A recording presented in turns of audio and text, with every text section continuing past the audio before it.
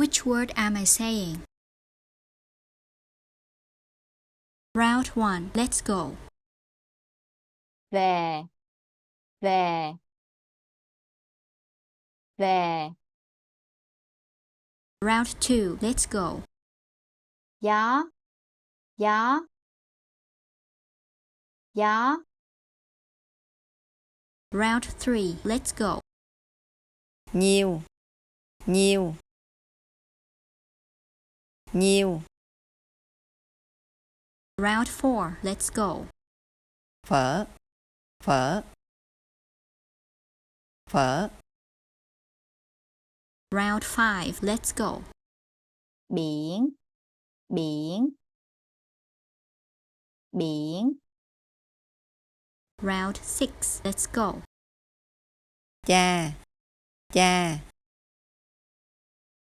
cha.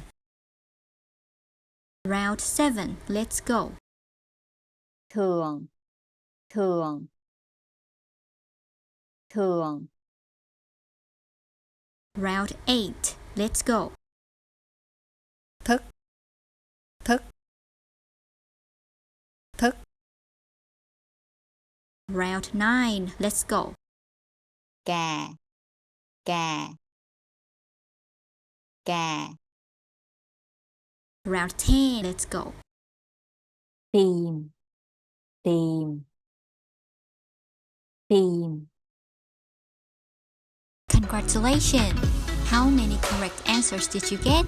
Comment below.